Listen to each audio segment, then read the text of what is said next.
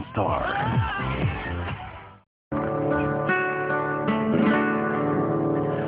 دلم دریای درده، منو دیوونه کرده، تو نیستی یا غم عشق تو جونم لونه کرده.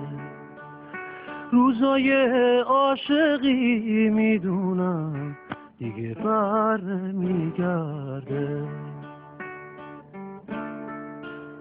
دلم بی تو مثال غروب شور زاره، تو باغ خشک سینه خزونه بی بهاره.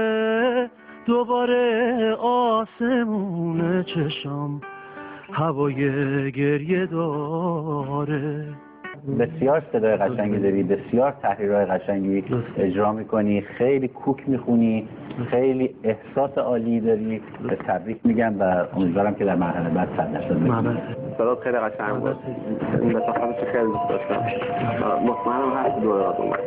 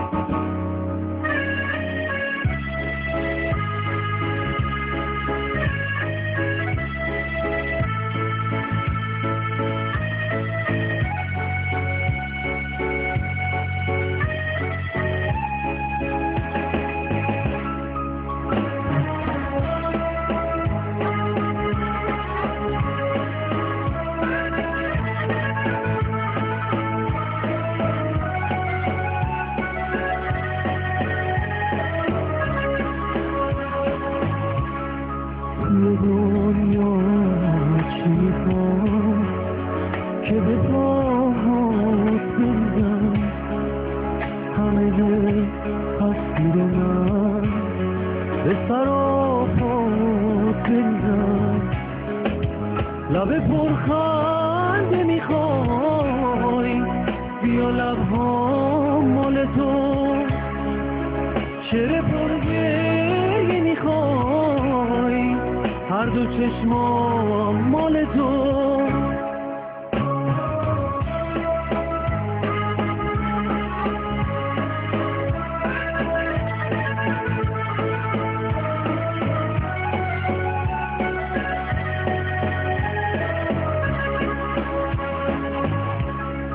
بیا تو برات بگم، من وجودم مال تو.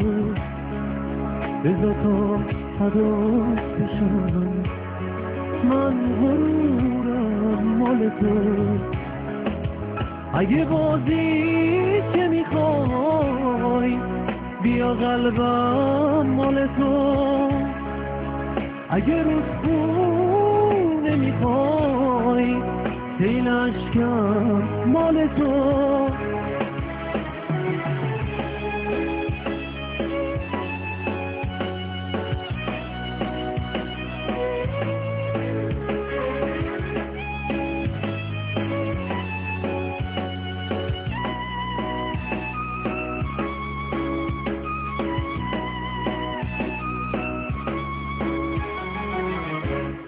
چرا من بی تو بمونم؟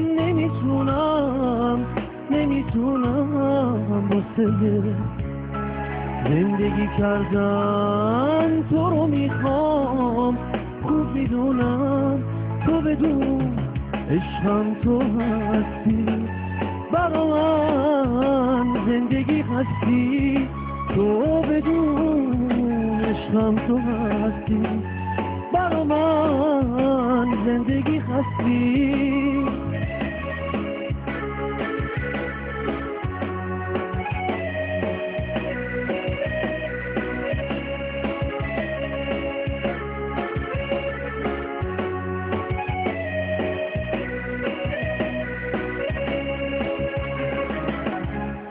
چرا من بی تو بمونم، نمیتونم واسه زندگی کردن تو رو میخوام. خوب میدونم تو بدون عشقم تو هستی، برا من زندگی هستی. تو بدون عشقم تو هستی، برا من زندگی هستی.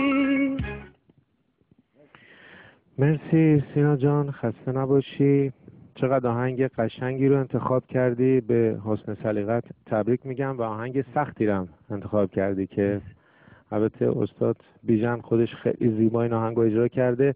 دوست داشتم که ملودی رو عوض نکردی، جاهایی رو با سلیقه خودت ملودی رو عوض کردی که هم میشه گفت زیبا بود و هم از خط خارج نشدی. به نظر من شما خواننده خوبی هستی، تحریراتو خیلی خوب میدونی چجوری کنترل کنی و یه مقدار توقع دارم من دوستانی که رو صحنه میان احساس کنن که اینجا الان میلیون ها نفر دارن انگار یه کنسرت میبینن. منم فقط موافقم با آقای امیدوار. مرسی. شما که همیشه لطف دارید.